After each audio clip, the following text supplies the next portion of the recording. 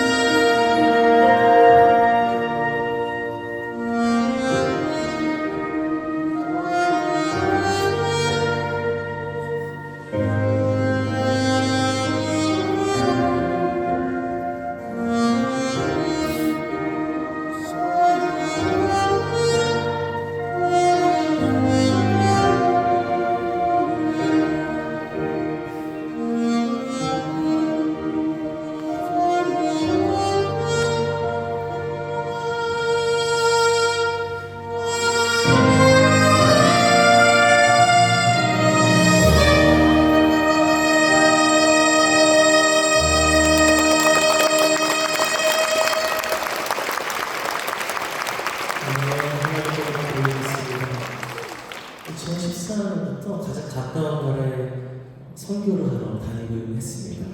근데 계속 다닐 때에 참 안타까운 목회자로서 안타까운 장면을 봤는데요. 새벽 기도회를 참석했습니다. 그런데 아무도 없는 거예요. 선교사님 혼자 설교하고 계셨습니다. 아주 작은 예배당에 혼자 설교하고 계셨어요. 혹시라도 누군가 올까봐 하루도 빼놓지 않고 빈 교회에서 설교를 하십니다. 며칠 후에 또 봤더니 그때는 사모님과 자녀와 앞에 앉아 있었어요. 여전히 똑같이 설교를 하고 계세요. 목사님, 사모님은 선교사로 헌신하시면서 이제 유학생활도 다 하셨고 청소도 직접 하시고 식구들 교육들 먹이려고 음식도 사모님이 하시느라 손에 물이 마를 날이 없으시더라고요. 그렇게 몇 해를 반복되는데 항상 같은 모습이에요. 그러다가 한 가지 소식을 들었습니다. 같은 선교회에 속한 한 선교사님이 간이 안 좋으신데 딱 한 번 사역으로 인해서 간 검사를 미루셨다가 이 간이 악화가 되고 또 간암으로 부르심을 받은 거예요. 이 소식을 제가 듣고 나서 그 장례 사진을 좀 찾아봤어요. 그런데 사진을 보고 눈물이 펑펑 흘러내렸습니다. 아이가 3명이 있어요. 저도 아이가 3명이 있습니다. 똑같은 아이가 3명이 있는데 큰아이가 아버지의 영정사진을 들고 자녀들이 어린 자녀들이 있고 사모님 한쪽 울고 계신 거예요. 그럼 눈물이 막 나오면서 한편으로 분노같이 일어났어요. 하나님, 주님을 위해서 복음을 위해서 헌신한 사람의 결과가 이러면 어떡합니까? 그럼 우리가 어떻게 이 일을 할 수 있겠어요? 도대체 이런 건 어떤 삶입니까? 유학 가서 복음에 헌신하고 살아가는데 이렇게 하시면 어떡해요? 막 눈물만 나오는 거예요. 그렇게 눈물 나오고 또 그 가정을 위해서 기도하고 있는데 하나님께서 저에게 이런 마음을 주신 거예요. 주님 주신 마음은 가장 귀한 삶이야.